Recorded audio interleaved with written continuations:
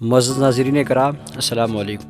ہماری تاریخ میں ایک بڑا پیارا نام، ایک بڑا خوبصورت نام جناب حضرت عمر بن عبدالعزیز رحمۃ اللہ تعالی علیہ خلیفہ وقت ہیں، وقت کے بادشاہ ہیں، مگر کیسی زندگی گزاری، عاجزی اور انکساری والی زندگی گزاری۔ آپ کے دل میں اللہ رب العزت کا خوف تھا، اللہ رب العزت کا ڈر تھا، سلطنت تھی، بادشاہت تھی، حکومت تھی، عہدہ تھا، منصب تھا، سب کچھ تھا، لیکن آپ نے کبھی تکبر نہیں کیا، کبھی گھمنڈ نہیں کیا، آپ کے دل میں کبھی تکبر پیدا نہیں ہوا، گھمنڈ نہیں پیدا ہوا۔ ہمیشہ آپ کے دل میں اللہ رب العزت کا خوف تھا، آپ کا سینہ خشیت الہی سے مزین تھا۔ ایک مرتبہ خاتون عراق سے چل کر آئی اور حضرت عمر بن عبدالعزیز رحمۃ اللہ تعالی علیہ کا گھر معلوم کر رہی تھی۔ لوگوں سے پوچھ رہی تھی کہ جناب حضرت عمر بن عبدالعزیز رحمۃ اللہ تعالی علیہ کا گھر کہاں ہے، وہ رہتے کہاں ہیں۔ اس عورت کا شوہر مر چکا تھا، اس کی 5 جوان بیٹیاں گھر میں موجود تھیں، کوئی کمانے والا نہیں تھا، کوئی سہارا نہیں تھا۔ عراق سے چل کر آئی تھی، جناب حضرت عمر بن عبدالعزیز رحمۃ اللہ تعالی علیہ کا گھر معلوم کر رہی تھی، تو کسی نے اس خاتون کو بتایا کہ وہ جو سامنے ٹاٹ کا پردہ لگا ہوا ہے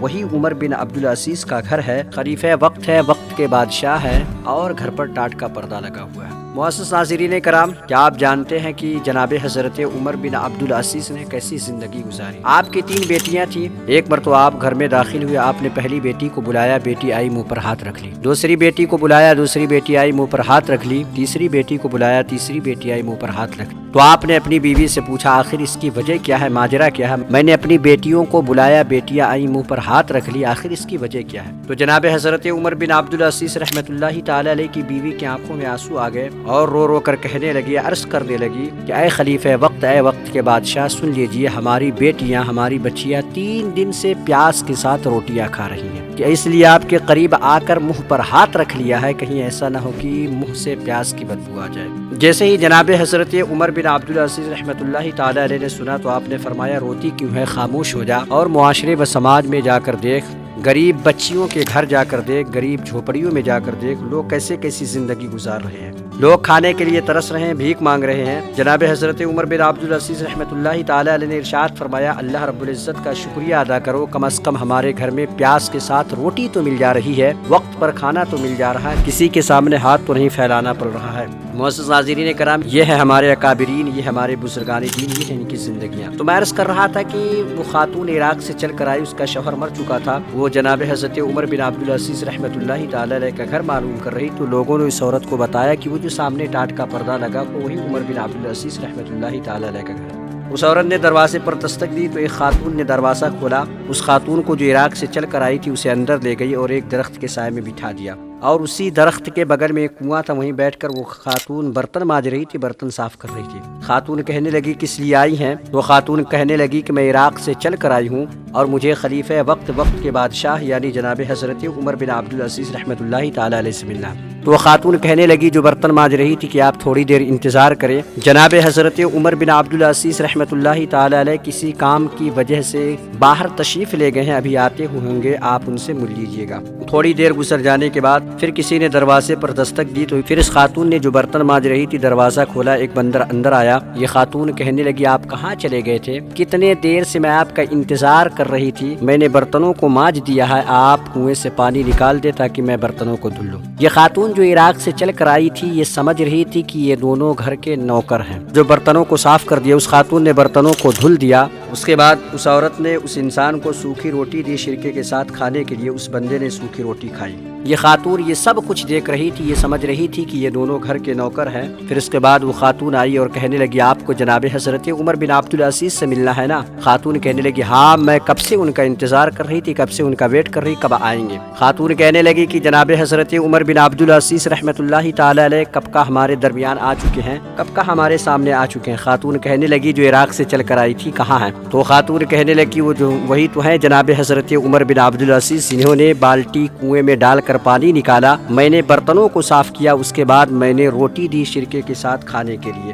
جیسے اس خاتون نے سنا یہ تعجب میں پڑ گئی، حیران و پریشان ہو گئی کہ خلیفہ وقت ہے، وقت کے بادشاہ ہے، خلیفۃ المسلمین ہے، امیر المؤمنین، مگر کیسی زندگی گزار رہے ہیں۔ تو جناب حضرت عمر بن عبدالعزیز رحمۃ اللہ تعالی علیہ نے ارشاد فرمایا کہاں سے آئی ہو؟ تو خاتون کہنے لگی کہ میں عراق سے چل کر آئی ہوں، اے خلیفہ وقت میں عراق سے چل کر آئی ہوں، میرے شوہر کا انتقال ہو چکا ہے، میری 5 جوان بیٹیاں گھر میں موجود ہیں، کوئی کمانے والا والا نہیں ہے، کوئی سہارا نہیں ہے، میں چاہتی ہوں کہ آپ ان کا وظیفہ مقرر کر دیں تاکہ میری بچیوں کی زندگیاں آسانی کے ساتھ گزر بسر ہو جائے۔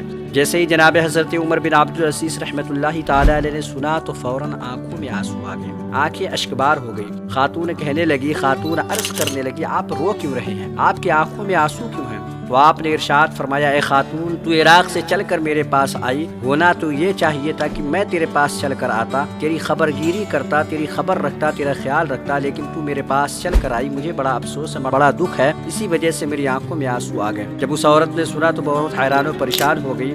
معزز ناظرین کرام، جب ایسے حکمراں ہوں، رعایا بھی بڑی خوشحالی کے ساتھ زندگی گزارا کرتی ہے۔ تو جناب حضرت عمر بن عبدالعزیز رحمۃ اللہ تعالی علیہ نے قلم اٹھایا اور لکھنا شروع کر دیا۔ اس عورت نے سوچا، کاش حضرت عمر بن عبدالعزیز میری ایک بیٹی کا 100 دینار وظیفہ مقرر کر دے تو میری بیٹیوں کی زندگیاں آسانی کے ساتھ گزر بسر ہو جائے گی، یہ سوچ رہی تھی۔ لیکن آپ نے قلم اٹھایا اور پہلی بیٹی کا وظیفہ 1000 دینار مقرر کر دیا۔ وہ عورت خوش ہو گئی اور اللہ رب العزت کا شکریہ ادا کرنے لگی۔ پھر آپ نے دوسری بیٹی کا بھی 1000 دینار مقرر کر دیا۔ وہ عورت خوش ہو گئی اور اللہ رب العزت کا شکریہ ادا کرنے لگی۔ تیسری بیٹی کا بھی 1000 دینار مقرر کر دیا، مگر جب چوتھی بیٹی کا 1000 دینار مقرر کیا، وہ عورت خوش ہو گئی اور کہنے لگی، اللہ رب العزت آپ کی اقبال کو بلند کرے، اللہ رب العزت آپ کو سلامت رکھے، اللہ رب العزت آپ کی شان کو بڑھائے۔ جیسے ہی جناب حضرت عمر بن عبدالعزیز رحمۃ اللہ تعالی علیہ نے سنا تو آپ نے قلم کو بند کر دیا اور کہنے لگے، اے خاتون سن لے، جا کر ان 5 بچیوں سے کہہ دینا کہ ان 4 وظیفوں میں یعنی 4000 دینار میں اپنی زندگیاں گزر بسر کر لیں۔ تو خاتون کہنے لگی، اے خلیفہ وقت، اے وقت کے بادشاہ، آپ ذرا یہ بتا دیجئے، آپ نے میری پہلی بیٹی کا وظیفہ 1000 دینار مقرر کیا، دوسری بیٹی کا وظیفہ، تیسری بیٹی کا وظیفہ، چوتھی بیٹی کا 1000 دینار مقرر کر دیا، لیکن 5ویں بیٹی کا وظیفہ 1000 دینار مقرر کیوں نہیں کیا؟ تو جناب حضرت عمر بن عبدالعزیز رحمۃ اللہ تعالی نے ارشاد فرمایا، خاتون سن لے، جب میں نے تیری ایک بیٹی کا یعنی پہلی بیٹی کا وظیفہ 1000 دینار مقرر کیا تو تو نے اللہ رب العزت کا شکریہ ادا کیا، تو میں نے اللہ رب العزت کی رضا کے لیے، اللہ رب العزت کی خوشنودی کے لیے دوسری بیٹی کا بھی وظیفہ 1000 دینار مقرر کر دیا، تیسری بیٹی کا بھی وظیفہ اور چوتھی بیٹی کا وظیفہ بھی 1000 دینار مقرر کر دیا۔ لیکن جب میں نے تیری چوتھی بیٹی کا وظیفہ 1000 دینار لکھا تو تو میری خوش آمدی کرنے لگی، میری اقبال کو بلند کرنے لگی، میری سلامتی کے لیے دعا کرنے لگی، میری شان کو بڑھانے لگی، یعنی میری تعریف و توصیف بیان کرنے لگی۔ اے خاتون سن لے، جب تو میری تعریف و توصیف بیان کر رہی تھی تو فوراً میں نے قلم کو بند کر دیا، اس لیے کہ میرے دل میں یہ خیال پیدا ہو گیا، کہیں ایسا نہ ہو کہ یہ جو کچھ بھی میں کرتا ہوں یہ اللہ رب العزت کی رضا کے لیے کرتا ہوں، اللہ رب العزت کی خوشنودی کے لیے کرتا ہوں، تو میرے دل میں یہ خیال پیدا ہوا، کہیں ایسا نہ ہو کہ میرے دل میں تکبر پیدا ہو جائے، میرے